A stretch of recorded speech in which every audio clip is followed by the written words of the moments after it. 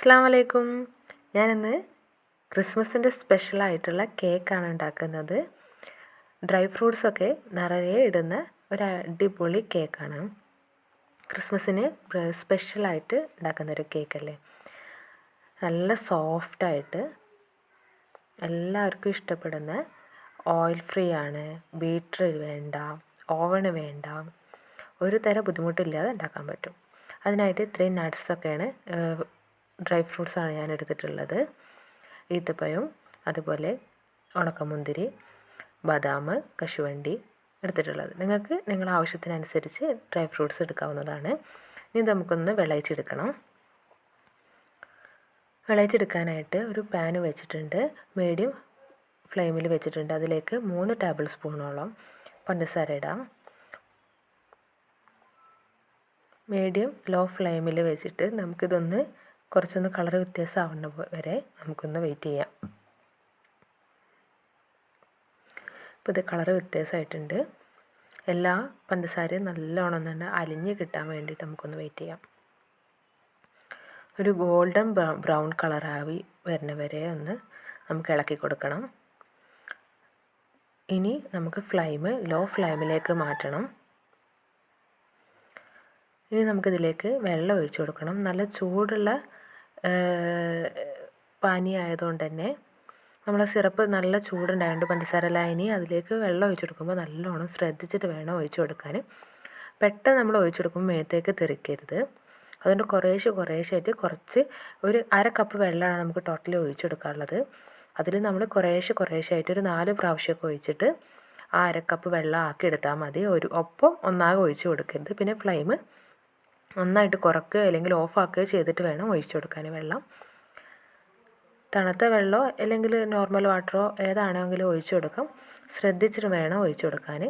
ഇനി ആ ലോ ഫ്ലെയിമിൽ കിടന്നിട്ട് നല്ലോണം ഒന്ന് തിളക്കട്ടെ. നല്ലോണം തിളച്ച് വരട്ടെ. തിളച്ച് വന്നിട്ട് ഈ ഡ്രൈ ഫ്രൂട്ട്സ് ഇട്ട് കൊടുക്കാം. ഇതിലിട്ട് കൊടുക്കുന്നത് ഈന്തപ്പഴം, അതുപോലെ തന്നെ ഉണക്കമുന്തിരിയാണ്. നിങ്ങൾക്ക് ഉണക്കമുന്തിരി തന്നെ പലതരത്തിലുണ്ടെങ്കിൽ അതും എടുക്കാം. ഈന്തപ്പഴം ഇനിയും വേണമെന്നുണ്ടെങ്കിൽ എടുക്കാം, അത്തിപ്പഴം വേണമെങ്കിൽ എടുക്കാം. ഞാനതൊന്നും എൻ്റെ അടുത്ത് ഇല്ല. പിന്നെ ടൂട്ടി ഫ്രൂട്ടി വേണമെങ്കിൽ എടുക്കാം. അതൊക്കെ നിങ്ങളെ ഇഷ്ടത്തിനനുസരിച്ച്, നിങ്ങളെ അളവിനനുസരിച്ച്. 1 കിലോത്തിന് 250 ഗ്രാം എന്ന കണക്കിലാണ് ഡ്രൈ ഫ്രൂട്ട്സ് എടുക്കേണ്ടത്. 1 കിലോൻ്റെ കേക്കിൽ 250 ഗ്രാം ആണ് ഡ്രൈ ഫ്രൂട്ട്സ് നമ്മൾ ഇടൽ സാധാരണ. അത് നിങ്ങളനുസരിച്ച് ഇഷ്ടത്തിനനുസരിച്ച് ഇടുക.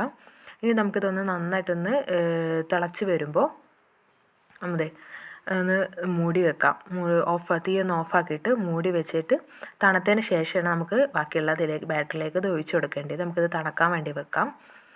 ഇതൊന്ന് നന്നായിട്ടൊന്ന് സോഫ്റ്റായി കിട്ടാൻ വേണ്ടിയിട്ടാണ് ഇങ്ങനെ ചെയ്യുന്നത്. അത് തണുക്കട്ടെ. അപ്പോൾ തന്നെ നമുക്കിതിൻ്റെ ബാക്കി ബാറ്റർ തയ്യാറാക്കാം. പട്ടയാണിത്, ഒരു 2 കഷ്ണം പട്ട, പിന്നെ ഗ്രാമ്പു 3 എണ്ണം, ഏലക്കയുടെ ഉള്ളിൽ കുരു മാത്രം എടുത്താൽ മതി. നമുക്കൊരു ചെറിയൊരു ഫ്ലേവർ കിട്ടാനാണ്. ഒത്തിരി കൂടി പോകരുത് ഒന്നിൻ്റെയും ഫ്ലേവറും. അതിൻ്റെ തൊലി മാറ്റിയിട്ടുണ്ട്. പിന്നെ ഇത് ജാതിപത്രി എന്ന് പറയില്ലേ, ജാതിക്ക, അതിൻ്റെ ചെറിയൊരു കഷ്ണമാണ്. അതിൻ്റെ ഫ്ലേവർ കൂടരുത്. പിന്നെ അതിലേക്ക് 1/2 കപ്പ് പഞ്ചസാരയും കൂടി ഇട്ട് കൊടുക്കാം. അത് ഇനി നന്നായിട്ടൊന്ന് പൊടിച്ചെടുക്കണം നമുക്ക്. ഇപ്പോൾ പൊടിച്ചെടുത്തിട്ടുണ്ട്. ഇനി നമുക്കതിലേക്ക് മുട്ടയാണ് ചേർത്ത് കൊടുക്കാനുള്ളത്. 2 മുട്ടയും കൂടി ഇതിലേക്ക് തന്നെ പൊട്ടിച്ചൊഴിച്ച് കൊടുക്കാം. ഇനി നമുക്ക് അത് പൊട്ടിച്ചൊഴിച്ചിട്ട് നന്നായിട്ടൊന്നും കൂടി മിക്സിയിലൊന്ന് അടിച്ചിട്ട് വരാം.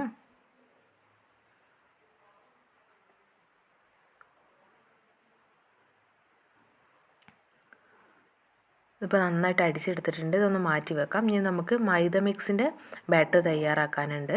അതിനായിട്ട് മൈദ ഇപ്പോൾ 250 ml 1 കപ്പ് മൈദ എടുത്തിട്ടുണ്ട്. അത് ഒരു 3-4 പ്രാവശ്യം അരിക്കണം. ഇനി മൈദയിലേക്ക് നമുക്ക് അപ്പക്കാരം വേണം.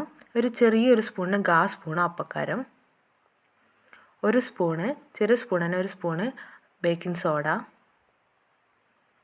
പിന്നെ കുറച്ച് ഉപ്പ്, ആവശ്യത്തിനുള്ള ഉപ്പ് കൂടി ചേർത്തിട്ട് ഒരു 3 പ്രാവശ്യമെങ്കിലും നമുക്കിതൊന്ന് അരിച്ചെടുക്കണം. കട്ടകളോ ഒക്കെ ഉണ്ടെങ്കിൽ ഒന്ന് മാറി കിട്ടാൻ വേണ്ടിയിട്ടാണ്.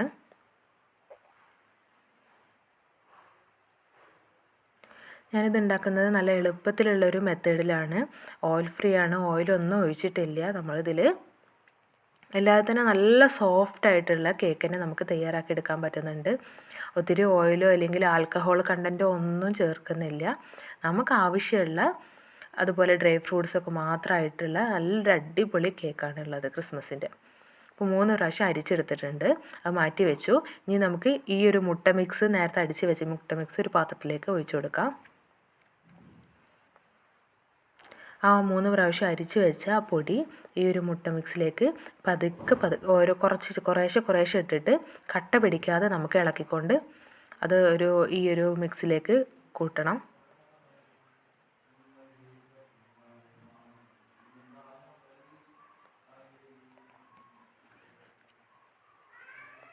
ഇളക്കി കൂട്ടിയാൽ മതി.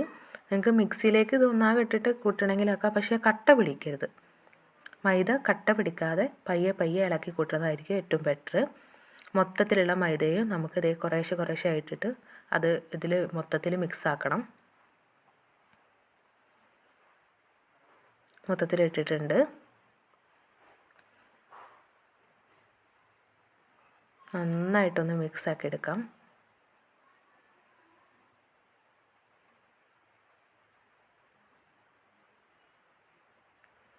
നിങ്ങൾക്ക് സൺഫ്ലവർ ഓയിൽ ഒഴിക്കണമെന്നുണ്ടെങ്കിൽ ഞാൻ പറഞ്ഞു തരാം. ഞാൻ ഒഴിക്കുന്നില്ല എന്നുള്ളൂ. ആ ഒരു ടൈം ഞാൻ പറഞ്ഞു തരാം. 1 സ്പൂണ് മൈദപ്പൊടിയിലേക്ക് ബദാമും കൂടി ഒരു 1.5 സ്പൂണ് മൈദയിൽ നന്നായിട്ടൊന്ന് ഇങ്ങനെ എടുക്കുന്നുണ്ട്. ഇത് നമ്മൾ മൈദ മിക്സിലേക്ക് ഇടുമ്പോൾ ഈ ഒരു അണ്ടിപ്പരിപ്പും കശുവണ്ടിയും ഒക്കെ താഴത്തേക്ക് പോവാതിരിക്കാൻ വേണ്ടിയിട്ടാണ് അങ്ങനെ ഇടുന്നത്, താഴ്ന്ന് കിടക്കാതിരിക്കാൻ വേണ്ടിയിട്ട്. ഇത് നേരത്തെ നമ്മൾ ചൂടാറാൻ വെച്ചിരുന്ന നമ്മൾ ആ പഞ്ചസാര ലൈനിലിട്ട നട്ട്സൊക്കെയാണ്, ഡ്രൈ ഫ്രൂട്ട്സ്. അതും കൂടി ഈ ഒരു ബാറ്ററിലേക്ക് ഇട്ട് കൊടുക്കാം. നന്നായിട്ടൊന്ന് ഇളക്കി മിക്സാക്കാം. ഇത് ഇട്ടതിൻ്റെ ശേഷം ഇളക്കി മിക്സാക്കിയതിന് ശേഷമാണ് നമുക്ക് ബദാമും കശുവണ്ടിയും കൂടി മൈദയിൽ പുരട്ടിയത് ഇട്ട് കൊടുക്കേണ്ടത്. അത് ഒറ്റക്കായതുകൊണ്ട് തന്നെ അത് താഴ്ന്ന് പോവും നമ്മൾ ഈ മൈദ മിക്സിലേക്ക് ഇടുമ്പോൾ. അതിനുകൊണ്ടാണ് ഈ മൈദ നല്ലോണം പുരട്ടിയിട്ട് നമ്മൾ അതും കൂടി ഇടുന്നത്. അതും കൂടി ഇപ്പോൾ നമ്മൾ ബാറ്ററിലേക്ക് ഇട്ടിട്ടുണ്ട്. നന്നായിട്ടൊന്ന് ബാറ്റർ ഒന്ന് ഇളക്കി മിക്സ് ആക്കാം. എല്ലാം കൂടി ഒന്ന് മിക്സ് ആവണ തരത്തിൽ. കട്ടി കൂടുതലുണ്ടെന്ന് തോന്നുകയാണെങ്കിൽ 1-2 സ്പൂണ് നേര് ചൂടുള്ള വെള്ളം ഒഴിച്ചു കൊടുക്കാം.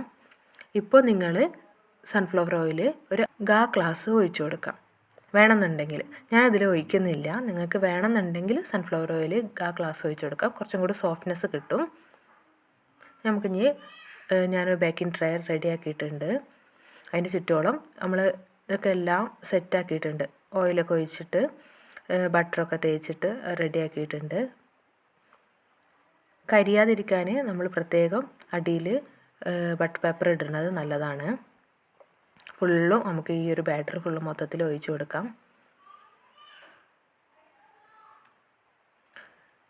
ഇനി നന്നായിട്ടൊന്ന് തട്ടി കൊടുക്കണം, ഉള്ളിലുള്ള എയർ ബബിൾസൊക്കെ പോകാൻ വേണ്ടിയിട്ട്. അല്ലെങ്കിൽ ഇതുപോലെ ഒന്ന് ഇളക്കി കൊടുക്കാം. അപ്പോൾ ഉള്ളിലുള്ള എയർ ബബിൾസ് പോകാനും അതുപോലെ ഫ്രൂട്ട്സൊക്കെ റെഡി ആയിരിക്കാനും കൂടിയായിട്ട്.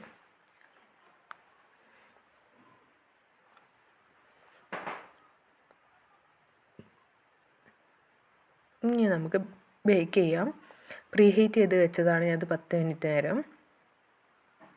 അതിലേക്ക് ഇറക്കി വെച്ചിട്ടുണ്ട്. ഒരു 35 മിനിറ്റോളം ഏകദേശം ഇത് നമുക്കൊന്ന് വേവിച്ചെടുക്കണം. ഇനി അതിൻ്റെ മേലെ കുറച്ച് അണ്ടിപ്പരിപ്പും അതുപോലെ മുന്തിരി ഇട്ട് കൊടുക്കാം. നിങ്ങൾക്ക് ഇഷ്ടമുള്ള ഫ്രൂട്ട്സ് അതുപോലെ കാഷ്യൂനട്ട് പല വേണമെങ്കിൽ ഏതായാലും നിങ്ങൾക്ക് ഇഷ്ടമുള്ളത് വെച്ചാൽ അതും കൂടി ഇട്ട് കൊടുക്കാം.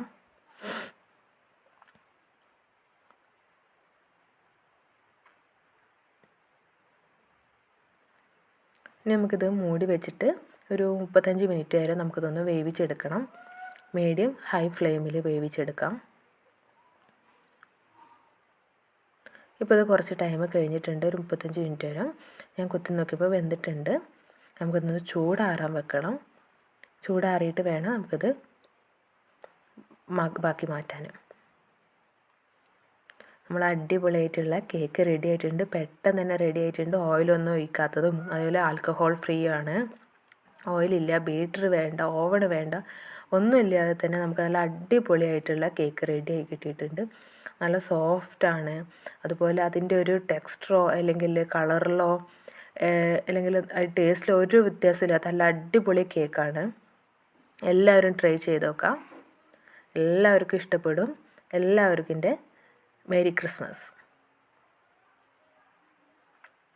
ഇൻഷാ അല്ലാ നല്ലൊരു വീഡിയോ ആയിട്ട് നമുക്കിനി വീണ്ടും കാണാം.